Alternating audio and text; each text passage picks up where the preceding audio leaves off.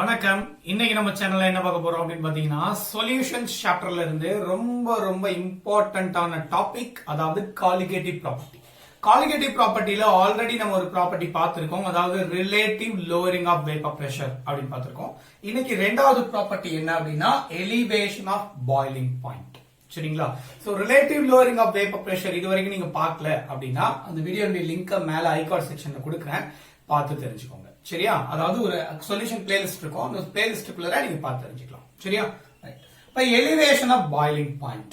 Boiling point என்ன அப்படின்னு first தெரியணும். அப்புறம் எலிவேஷன் ஆஃப் பாய்லிங் பாயிண்ட், சொல்யூஷனுடைய பாய்லிங் பாயிண்ட் எலிவேட் ஆகுது, இன்க்ரீஸ் ஆகுது. அங்க vapour pressure of solution decrease ஆச்சு, இங்க பாய்லிங் பாயிண்ட் இன்க்ரீஸ் ஆகுது. எப்படி அப்படின்னு தான் பார்க்க போறோம். சரிங்களா? ரைட். அப்ப ஆஸ் யூசுவல் நமக்கு தெரியும். அப்ப ஃபர்ஸ்ட் பாய்லிங் பாயிண்ட் என்னன்னு பார்த்துடலாங்க. பாய்லிங் பாயிண்ட் அப்படின்னா என்ன? You know that, அதாவது the temperature at which the liquid will started to boil அப்படின்னு நமக்கு தெரியும். ஜெனரல் டெஃபினிஷன் நமக்கு தெரியும் இல்லையா? இத வேப்பர் பிரஷர் ஆஸ்பெக்ட்ல எப்படி பார்க்கலாம் அப்படின்னா the vapor pressure of liquid, vapor pressure of liquid which is equal to 1 atmospheric pressure. 1 atmospheric pressure. எப்ப ஒரு லிக்விட்னுடைய வேப்பர் பிரஷர் 1 அட்மாஸ்பியரிக் பிரஷருக்கு ஈக்குவல் ஆகுதோ அப்ப the liquid started to boil. புரியுதா? அதான் என்னது பாய்லிங் பாயிண்ட் அப்படின்னு சொல்றோம். புரியுதா? ஒரு லிக்விட்னுடைய வேப்பர் பிரஷர், சரிங்களா, அது எவ்வளவுக்கு போகணும்? 1 அட்மாஸ்பியரிக் பிரஷருக்கு போகணும். புரியுதா? ஒரு லிக்விட்னுடைய வேப்பர் பிரஷர் 1 அட்மாஸ்பியரிக் பிரஷருக்கு எப்ப போகுதோ அப்ப வேப்பர் பிரஷர் போகணும்னா என்ன பண்ணணும்? வேப்பர்ஸ் கிரியேட் பண்ணணும். வேப்பர்ஸ் கிரியேட் பண்ணனும்னா என்ன பண்ணணும்? லிக்விடை ஹீட் பண்ணணும். சரியா? ரைட். அப்ப நீங்க ஹீட் பண்றீங்க, லிக்விட் வேப்பர்ஸ் கிரியேட் ஆகுது. அது எப்போ வந்து 1 அட்மாஸ்பியரிக் பிரஷர் ரீச் பண்ணுதோ அந்த டெம்பரேச்சர் பேர் தானது பாய்லிங் பாயிண்ட் அப்படின்றோம். புரியுதா? ரைட். அப்ப கவனிங்க, இங்க as usual we know that, நமக்கு இது தெரியும் இல்லையா? ஒரு சால்வெண்ட் எடுத்துக்கோங்க. இங்க என்ன சால்வெண்ட் எடுத்துக்கோம்? சால்வெண்ட் எடுத்துக்கோம். இது காம்பனன்ட் 1 ன்னு வச்சுக்கலாம். இது வந்து ஒரு வாலடைல் சால்வெண்ட். கரெக்ட்டா? ஒரு வாலடைல் சால்வெண்ட். அதோட ஒரு சொல்யூட் எடுத்துக்கோம். இந்த சொல்யூட் எப்படி இருக்கும்? காம்பனன்ட் நம்பர் 2 ன்னு எடுத்துக்கோம். ஆனா இது வந்து என்னது? நான் வாலடைல் சொல்யூட். கரெக்ட்டா? நான் வாலடைல் சொல்யூட் எடுத்துக்கோம். அப்ப சால்வெண்ட் வந்து அதனுடைய வாலடைலிட்டி இருக்கிறதுனால என்ன பண்ணுவோம்? வேப்பர் பிரஷரை கிரியேட் பண்ணும். சரியா? வேப்பர் ஃபேஸ்ல. இப்ப இந்த ரெண்டையும் மாத்திட்டோம். we are make it in the form of solution. சொல்யூஷனா மாத்திட்டோம். கரெக்ட்டா? இப்ப எப்படி இருக்கும்? நமக்கு வேப்பர் பிரஷர் கம்மியா இருக்கு அப்படின்னு பார்த்தோம். ஏன்னா சால்வெண்ட் பியூரா இருக்கும்போது, அதாவது பியூர் சால்வெண்ட் தனியா இருக்கும்போது அது கிரியேட் பண்ணக்கூடிய பிரஷர் என்னன்னு பார்த்தோம்? P1 நாட் அப்படின்னு பார்த்தோம். இங்க இவர் எது பிரஷரும் கிரியேட் பண்ண மாட்டாரு, பிகாஸ் இட்ஸ் நான் வாலடைல் அப்படின்னு சொல்லிட்டோம். அப்ப ஓவராலா இங்க என்ன எடுத்திருக்கோம் அப்படின்னா ஒரு சால்வெண்ட் பிளஸ் சொல்யூட். அப்ப இங்க சொல்யூஷனா இருக்கு. புரியுதுங்களா? இங்க என்ன இருக்கு? சொல்யூஷன் இருக்கு. அந்த சொல்யூஷன்ல என்ன இருக்கு? Volatile solvent. Volatile solvent with that non-volatile solute. Non-volatile solute அப்படின்னு எடுத்துக்கலாம். புரியுதுங்களா? volatile solvent and non-volatile solute. இப்போ என்ன இருக்கு? அப்ப ரெண்டு காம்பனன்ட் இருந்தா தான் சொல்யூஷன் சொல்ல போறோம். கரெக்ட்டா? ஒன் ஆஃப் த காம்பனன்ட் வந்து வேப்பர் பிரஷர்ல கிரியேட் பண்ணாது. ஏன்னா வேப்பர் வேஸ்ட்கே போகாது, because it's a non-volatile solute அப்படின்னு சொல்லிட்டாங்க. புரியுதா? அப்ப இங்க என்ன இருக்கும்? நமக்கு ஒன்லி சால்வெண்ட்னுடைய வேப்பர் பிரஷர் தான் கிடைக்குது. புரியுதா? ஆனா இங்க கிடைச்சதை விட P1 எப்படி இருக்குன்னு சொல்றோம்? P1 value will be less அப்படின்னு பார்த்தோம். கரெக்ட்டா? இது போன வீடியோல vapour relative lowering of vapour பிரஷர்ல கிளியரா பார்த்தோம். சரியா? அப்ப என்ன நமக்கு இதுல இருந்து கிடைக்குது அப்படின்னா, அதாவது P1 pressure of solution is less than that of pressure of solvent. கரெக்ட்டா? அப்ப pressure of vapor pressure of solution is always less than that of vapor pressure of solvent. solvent உடைய vapor pressure விட solution உடைய vapor pressure கம்மியா தான் இருக்கும் அப்படின்னு பார்த்திருக்கோம். சரிங்களா? நல்லா ஞாபகம் வச்சுக்கணும். vapor pressure of solution கம்மியா இருக்கு. யாரை விட? vapor pressure of solvent விட. புரியுதா? ஞாபகம் இருக்கு இல்லையா? அப்ப என்ன எடுத்துக்கலாம்? அப்ப P1 is less than that of P1 not. புரியுதா? இந்த ரிலேஷன்ஷிப் ஞாபகம் வச்சுக்கணும். சரிங்களா? ரைட். அடுத்து இப்ப பாருங்க, இப்ப என்ன பண்ண போறோம் அப்படின்னா வேப்பர் பிரஷர் பாய்லிங் பாயிண்ட் எப்படி இன்டர்லேட் பண்ணலாம்னு பாருங்க. சரியா? இப்ப என்ன எடுத்திருக்கோம் அப்படின்னா ஒரு லிக்விட் எடுத்திருக்கோங்க. லிக்விட் அதாவது சால்வெண்ட் 1. அப்ப காம்பனன்ட் 1 எடுத்திருக்கோம். இந்த காம்பனன்ட் 1 உடைய வேப்பர் பிரஷர் எவ்வளவு இருக்கு அப்படின்னா வேப்பர் பிரஷர் ஆஃப் காம்பனன்ட் 1 எவ்வளவு அப்படின்னா காம்பனன்ட் 1 is approximately ஒரு 0.5 atmospheric pressure அப்படின்னு வச்சுக்கோங்க. சரிங்களா? இது என்ன பண்ணணும்? இது பாயில் பண்ணனும்னா என்ன பண்ணனும்? I have to make it in the form of 1 atmospheric pressure க்கு இது கொண்டு போகணும். அப்ப கொண்டு போகணும் என்ன பண்ணனும்? ஜஸ்ட் ஹீட் பண்ணனும். சரியா? இப்ப சப்போஸ் ஒரு எக்ஸாம்பிளுக்கு இது வந்து ஒரு 100 டிகிரி செல்சியஸ் தேவைப்படுது. 0.5 அட்மாஸ்பியர்ல இருந்து 1 அட்மாஸ்பியருக்கு இதனுடைய வேப்பர் பிரஷர் போறதுக்கு அப்படின்னு வச்சுக்கோங்க. சரியா? ரைட். இப்ப இதே ரெண்டாவது அதாவது வேப்பர் பிரஷர் ஆஃப் சொல்யூஷன். ஏன் சொல்யூஷன் பாக்குறோம்? ஏன்னா ஒரு நான் வாலடைல் சொல்யூட் உள்ள ஆட் பண்ணிட்டீங்க. now it become a solution. அப்ப சொல்யூஷனுடைய வேப்பர் பிரஷர் கம்மியா இருக்கு. ஃபார் எக்ஸாம்பிள் என்ன இருக்கு அப்படின்னா ஒரு 0.4 அட்மாஸ்பியர் இருக்குன்னு வச்சுக்கோங்க. அட்மாஸ்பியரிக் பிரஷர் இருக்கு. இப்ப இங்க இருந்து நான் பாயில் பண்ணணும்னா நான் என்ன பண்ணணும்? எவ்வளவு கொண்டு போகணும் இந்த பிரஷரை? 1 அட்மாஸ்பியரிக் பிரஷருக்கு தான் கொண்டு போகணும். கரெக்டா? ஏன்னா இது வந்து ஸ்டாண்டர்ட் வேல்யூ, கான்ஸ்டன்ட் வேல்யூ. கரெக்டா? அப்ப 1 அட்மாஸ்பியரிக் பிரஷர்ங்கிறது கான்ஸ்டன்ட். எனக்கு வேப்பர் பிரஷர் ஆஃப் லிக்விட் வந்து மாறி இருக்கும். புரியுதா? இப்ப வேப்பர் பிரஷர் ஆஃப் லிக்விட் 0.5 இருக்கும்போது அதை வந்து 1 அட்மாஸ்பியரிக் கொண்டு போறதுக்கு எனக்கு தேவைப்படக்கூடிய டெம்பரேச்சர் 100 டிகிரி செல்சியஸ். டிஃபரன்ஸ் எவ்வளவு? 1 minus 0.5. இந்த 1 அட்மாஸ்பியர் பிரஷர்ல இருந்து 0.5 கழிச்சிட்டீங்கன்னா எவ்வளவு கிடைக்கும்? 0.5 தான் டிஃபரன்ஸ். ஆனா இப்ப இங்க எவ்வளவு டிஃபரன்ஸ் இருக்கு பாருங்க. 1ல இருந்து 0.4 போயிட்டா 0.6 டிஃபரன்ஸ் கிடைக்குது. புரியுதா? அப்ப வேப்பர் பிரஷர் நான் நிறைய கிரியேட் பண்ணணும். அப்ப டெம்பரேச்சர் என்ன கொடுக்கணும்? இதை விட அதிகமா கொடுத்தாதான் அங்க வேப்பர் பிரஷர் கிரியேட் ஆகும். புரியுதுங்களா? அப்போ வேப்பர் பிரஷருக்கும் பாயிலிங் பாயிண்ட்டுக்கும் உள்ள ரிலேஷன்ஷிப் இங்க பாருங்க. அதாவது 0.5 அட்மாஸ்பியர் கூடிய ஒரு லிக்விடினுடைய வேப்பர் பிரஷர் பார்த்தோம். அதுக்கு வந்து தேவைப்படக்கூடிய டெம்பரேச்சர் 100 டிகிரி செல்சியஸ். அந்த 0.5 சொல்யூஷன்ல அதாவது ஒரு நான் வாலடைல் சொல்யூட் உள்ள ஆட் பண்ணதுக்கு அப்புறம் தட் பிகம் 0.4. அப்ப வேப்பர் பிரஷர் குறைஞ்சிருச்சு. வேப்பர் பிரஷர் குறைஞ்சிருச்சுன்னா பாயிலிங் பாயிண்ட் என்ன ஆகுதுன்னு பாருங்க, இன்க்ரீஸ் ஆயிருக்கு. புரியுதா? பாயிலிங் பாயிண்ட் என்ன இருக்கு? இன்க்ரீஸ் ஆயிருக்கு. அப்ப நமக்கு எக்ஸஸ் ஆஃப் பாயிலிங் பாயிண்ட் தேவைப்படுது. அப்போ இது 0.5ல இருந்து 0.4 வரும்போது 100ல இருந்து 120க்கு வருது. புரியுதுங்களா? அப்ப இங்க வேப்பர் பிரஷர் குறைஞ்சா பாயிலிங் பாயிண்ட் அதிகமா தேவைப்படும் அர்த்தம். புரியுதா? அதனாலதான் சொல்யூஷனுக்கு தேவைப்படக்கூடிய பாயிலிங் பாயிண்ட் அதிகமாகவும் பேப்பர் அதாவது சால்வெண்ட்டுக்கு தேவைப்படக்கூடிய பாயிலிங் பாயிண்ட் கம்மியாகவும் இருக்கு. ஏன்னா இங்க வேப்பர் பிரஷர் அதிகம், அதனால பாயிலிங் பாயிண்ட் கம்மியா தேவைப்படுது. இங்க வேப்பர் பிரஷர் கம்மியாதனால பாயிலிங் பாயிண்ட் அதிகமா தேவைப்படுது. தட் மீன்ஸ் பாயில் பண்ணக்கூடிய டெம்பரேச்சர் அதிகமா தேவைப்படுது. புரியுதா? அதனாலதான் என்ன சொல்றாங்க?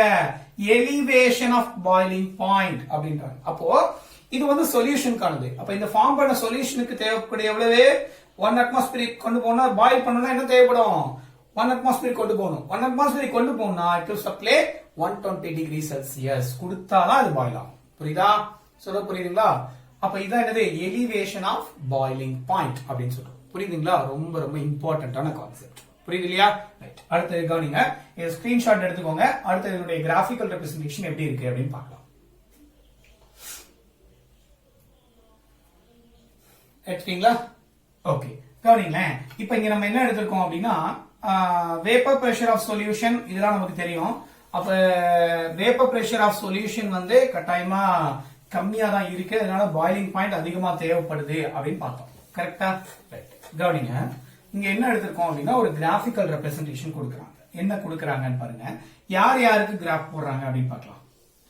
ஃபர்ஸ்ட் வந்து இங்க டெம்பரேச்சருக்கும் என்ன எடுத்திருக்கோங்க? டெம்பரேச்சருக்கும் வேப்பர் பிரஷருக்கும் கிராஃப் போடுறோம். டெம்பரேச்சருக்கும் வேப்பர் பிரஷருக்கும் கிராஃப் போடுறோம். சரியா? நல்லா கவனிங்க. அப்ப இங்க என்ன நடக்கும் அப்படின்னா பாருங்களேன். இப்ப நீங்க பாயில் பண்ணணும்னா என்ன பண்ணும்? டெம்பரேச்சர் கொடுப்பீங்கல்ல. ரைட். அப்ப நீங்க டெம்பரேச்சர் இன்க்ரீஸ் பண்ண வேப்பர் பிரஷர் இன்க்ரீஸ் ஆயிட்டே இருக்கும் ஒரு லிக்விட்ல. கரெக்டா? 0.5 கொடுத்திருக்கீங்க. அங்க இருந்து 1 அட்மாஸ்பியரிக் பிரஷர் கொண்டு போனா வேப்பர் பிரஷர் அதிகப்படுத்திருக்கீங்க. எப்போ? டெம்பரேச்சர் இன்க்ரீஸ் ஆகும்போது. அப்ப டெம்பரேச்சர் இன்க்ரீஸ் ஆகும்போது இங்க என்ன ஆயிட்டு இருக்கு? வேப்பர் பிரஷர் இன்க்ரீஸ் ஆயிருக்கு. அப்ப டெம்பரேச்சர் இன்க்ரீஸ் ஆகும்போது இன்க்ரீஸ் ஆயிருக்கு. அப்ப இங்க வந்து நான் ஸ்டாண்டர்டா ஃபிக்ஸ் பண்ணிக்கிறேன். இது என்ன அப்படின்னா 1 அட்மாஸ்பியரிக் பிரஷர். இதுதான் என்னது? 1 அட்மாஸ்பியரிக் பிரஷர் ரேஞ்ச். சரிங்களா? வேப்பர் பிரஷர்ல 1 அட்மாஸ்பியரிக் பிரஷர் ரேஞ்ச் இதான். அப்ப என்ன ஆயிட்டு இருக்கு? லிக்விட். அப்ப டெம்பரேச்சர் அதிகப்படுத்த என்ன ஆயிட்டு இருக்கும்? அப்படியே இப்படி எலிவேட் ஆயிட்டே இருக்கும். இந்த ஒரு பர்டிகுலர் பாயிண்ட்ல கவனிங்களேன். இந்த ஒரு பர்டிகுலர் பாயிண்ட்ல எங்க மீட் ஆகுதுன்னு பார்க்கணும். சரியா? அப்ப இங்க வந்துருச்சுன்னா என்ன ஒரு லிக்விட் பாயில் ஆக ஆரம்பிச்சிடும். புரியுதா? இந்த இடத்துக்கு இந்த டெம்பரேச்சர் வந்துருச்சு அப்படின்னா இந்த லிக்விட் வந்து பாயில் ஆக ஆரம்பிச்சிடும். அப்ப இங்க இருக்கக்கூடிய டெம்பரேச்சரை நோட் பண்ணிக்கிறீங்க. இதுதான் என்னது லிக்விட்னுடைய பாயிலிங் பாயிண்ட். பர்டிகுலரா இங்க நம்ம சால்வெண்ட் எடுத்துக்கோம். அப்ப சால்வெண்ட்னுடைய பாயிலிங் பாயிண்ட் அது எப்படி சொல்லலாம்? TB0 அப்படின்னு சொல்லலாம். Boiling temperature of solvent, pure solvent அப்படின்னு எடுத்துக்கிறோம். சரியா? ரைட். நல்லா கவனிங்க. அப்ப இங்க நமக்கு வேப்பர் பிரஷர் என்ன ஆயிடுச்சுங்க? வேப்பர் பிரஷர் ஜெனரலா என்ன ஆயிடுச்சு? கம்மி ஆயிடுச்சு இல்லையா? அப்ப வேப்பர் பிரஷர் இன்னும் கம்மி ஆயிடுச்சு. அப்ப இங்க இருந்து என்ன பண்ணோம்? He has to move from here to here. எங்க போகணும் பாருங்க. அப்ப இங்க இருந்து என்ன பண்ணோம்? It has to move. இப்படி போகணும். அப்ப எப்ப ரீச் ஆகுதுன்னு பாருங்க. அதை அப்படியே எலாங்கேட் பண்ணுங்க. இது அப்படியே இந்த லைன் அப்படியே போடுங்க. ஏன்னா இது 1 அட்மாஸ்பியரிக் பிரஷர் கான்ஸ்டன்ட். ஓகேயா? அப்ப இங்க வந்திருக்கிற டிஃபரன்ஸ் பாருங்க. ஓகே, அப்ப இது யாருக்கானது? இந்த ப்ளூ கலர் லைன் யாருக்கானது? TB அப்படின்னு சொல்றோம். TB அப்படின்னா பாயிலிங் டெம்பரேச்சர் ஆஃப் சொல்யூஷன். அப்ப TB அப்படிங்கிறது boiling point of solution. TB0 அப்படிங்கிறது பாயிலிங் பாயிண்ட் ஆஃப் சால்வெண்ட். புரியுதுங்களா? அப்ப சால்வெண்ட்டுக்கு அதிகமா இருக்கா கம்மியா இருக்கா பாயிலிங் பாயிண்ட்? பாருங்க, சொல்யூஷனுக்கு தான் அதிகமா இருக்கு, சால்வெண்ட்டுக்கு கம்மியா இருக்கு. கரெக்டா? ஏன்னா சொல்யூஷனுக்கு வேப்பர் பிரஷர் கம்மி, வேப்பர் பிரஷர் கம்மினா பாயிலிங் பாயிண்ட் அதிகம். இன்வெர்ஸ்லி ப்ரொபோர்ஷனல் பார்ப்போம். பாருங்க, 0.5 ல இருந்து 0.4க்கு வந்தா பாயிலிங் பாயிண்ட் 100ல இருந்து 120க்கு வருது. கரெக்டா? அப்ப வேப்பர் பிரஷர் குறைஞ்சதுன்னா பாயிலிங் பாயிண்ட் இன்க்ரீஸ் ஆகும். அப்ப வேப்பர் பிரஷர் சொல்யூஷனுக்கு யூசுவலாவே கம்மியா இருக்கு. ஏன்னா we know that அதாவது P1 is less than that of P1 கரெக்டா? அப்ப P1 தான் அதிகம். P1 அதிகம்னா வேப்பர் பிரஷர் அதிகம்னா பாயிலிங் பாயிண்ட் கம்மி. அப்ப பாயிலிங் பாயிண்ட் பாருங்க, சொல்யூஷனுக்கு சால்வெண்ட்டுக்கு கம்மியா இருக்கு. P1 வந்து வேப்பர் பிரஷர் கம்மி அப்படின்னா பாயிலிங் பாயிண்ட் அதிகம். அப்ப சொல்யூஷனுக்கு இங்க அதிகமா இருக்கு. புரியுதுங்களா? சொல்ல புரியுதா? இப்ப இந்த ரெண்டுக்கும் இடையில இருக்கக்கூடிய டிஃபரன்ஸ் அதுதான் என்ன சொல்றாங்க? டெல்டா TB அப்படின்னு. இப்ப இதானது delta TB. Delta TB that is equal to TB minus TB0 அப்படின்னு கொடுக்குறாங்க. புரியுதா? TB minus TB0. ஏன்னா TBங்கிறது யாரு? Boiling point of solution. அவர் தான் அதிகமா இருக்காரு. பாருங்க, டெம்பரேச்சர்ல இவர் தான் இங்க அதிகமா இருக்காரு. அப்ப அங்க இருந்து அதை கழிச்சீங்கன்னா you get TB, delta TB அப்படின்னு சொல்றோம். புரியுதா? அப்ப delta TB is nothing but boiling point of a solution minus boiling point of solvent. புரியுதா? அப்ப boiling point of solution, boiling point of solvent எல்லாம் நம்ம எடுத்துட்டோம். இது என்ன சொல்றாங்க அப்படின்னா எக்ஸ்பெரிமெண்டலா ஒரு வேல்யூ கொடுக்குறாங்க. அதாவது delta TB is directly proportional to molality அப்படின்னு கொடுக்குறாங்க. these are all experimental value. எக்ஸ்பெரிமெண்டலா என்ன கொடுக்குறாங்க அப்படின்னா delta TB is directly proportional to molality அப்படின்னு கொடுக்குறாங்க. சரியா? அப்ப மொலாலிட்டிக்கு ஈக்குவலா இருக்கு அப்படின்னு சொல்லி கொடுக்குறாங்க. நல்லா கவனிங்க. இங்க மொலாலிட்டி என்னங்க? மொலாலிட்டி என்ன? Molality that is equal to number of moles of solute, moles of non-volatile solute, சரிங்களா? divided by mass of solvent in kg in kilogram அப்படின்னு கொடுக்குறாங்க. புரியுதா? இதான் மொலாலிட்டிக்கான ஃபார்முலா. புரியுது இல்லையா? கவனிங்க. அப்ப delta TB is directly proportional to molality. அப்ப இங்க நல்லா கவனிச்சு பாத்தீங்கன்னா டெல்டா TB, அப்ப இந்த மொலாலிட்டிக்கு பதிலா இந்த இடத்துல என்ன எழுதுறேன்? இது எழுதிட்டோம். அப்ப இந்த இடத்துல அது மொலாலிட்டிக்கு ஈக்குவலா எழுதிருக்கோம். அப்ப molality is directly proportional to delta TB. கரெக்ட்டுங்களா? or delta TB is directly proportional to molality. நல்லா கவனிச்சீங்க தெரியும். Number of moles of solute increase ஆச்சுன்னா டெல்டா TB இன்க்ரீஸ் ஆகும். புரியுதா? அப்ப change in boiling point it's also a kind of colligative property because it entirely depends on number of moles of non-volatile solute. புரியுதுங்களா? ரொம்ப ரொம்ப இம்பார்ட்டன்டான concept. அப்ப delta TB is directly proportional to molality அப்படின்னு சொல்லலாம். சரியா? ரைட். இங்க அதே மாதிரி அப்ப இங்க delta TB is equal to kb into m அப்படின்னு கொடுக்குறோம். சரியா? இது ஒரு important formula. Delta TB equal to kb into m அப்படின்னு கொடுக்குறாங்க. சரியா? இது புரியுது இல்லையா? ரைட். அடுத்து கவனிங்க. சோ இப்போ நான் ரப் பண்ணிடுறேன். சரியா?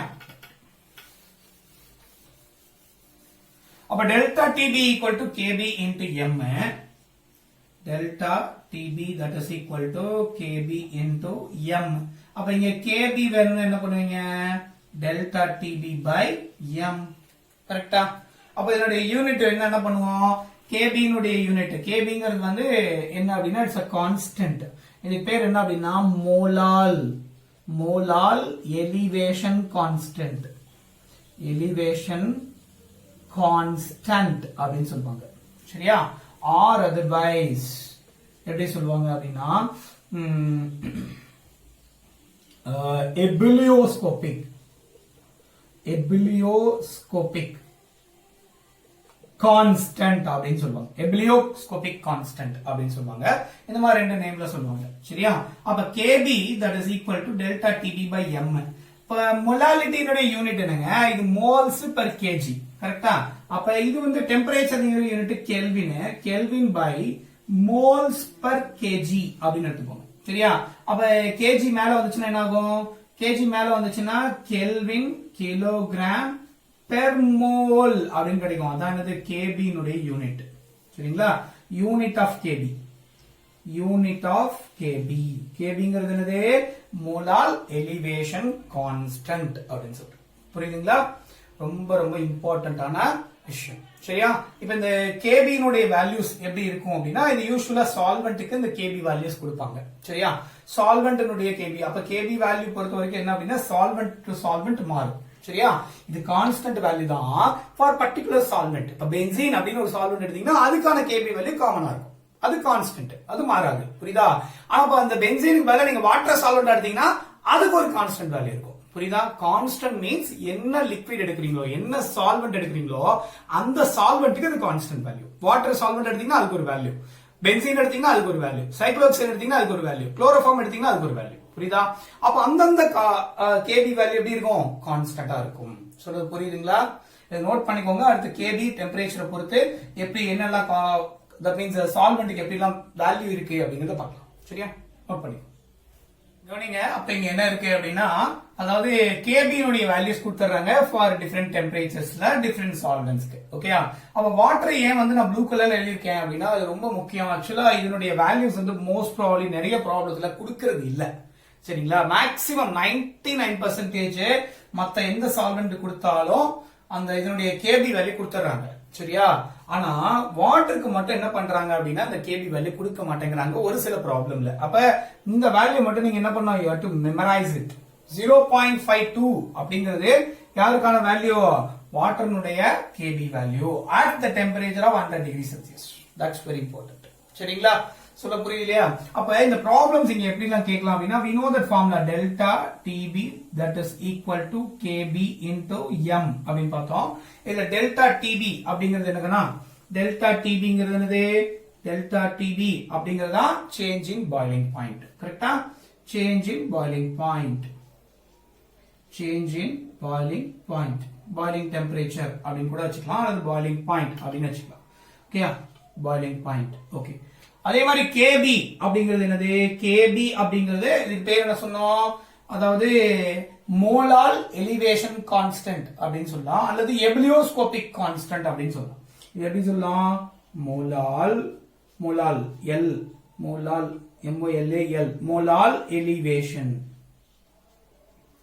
எலிவேஷன் கான்ஸ்டன்ட் அப்படின்னு சொல்லலாம் ஆர் எப்படி சொல்லலாம்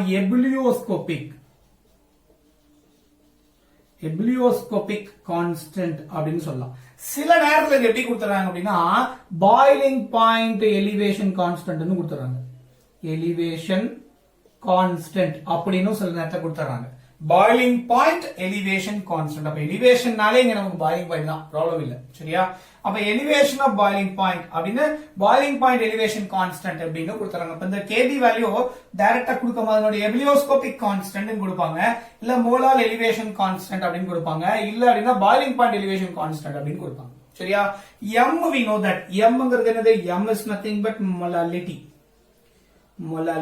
அப்ப மொலாலிட்டிக்கான ஃபார்முலா போட்டு நம்ம கால்குலேட் பண்ணோம் சரியா அப்ப ப்ராப்ளம்ல எப்படி கேட்பாங்க அப்படின்னா ஒண்ணே டெல்டா டிபி கண்டுபிடிக்க சொல்லுவாங்க சோ இப்படி கேட்கலாம் அதர்வைஸ் மொலாலிட்டி கண்டுபிடிக்க சொல்லலாம் ஆர் அதர்வைஸ் கேபி வேல்யூ கண்டுபிடிக்க சொல்லலாம் இல்ல அப்படின்னா மோலார் மாஸ் ஆஃப் சொல்யூட் கண்டுபிடிக்க சொல்லலாம் புரியுதுங்களா சோ இந்த மாதிரி வெரைட்டி ஆஃப் ப்ராப்ளம்ஸ் இருக்கு நம்ம ப்ராப்ளம் பார்க்கும்போது ஒன்னு டீடைலா கிளியர் கட்டா பார்க்கலாம் சரிங்களா சொல்ல புரியுது இல்லையா?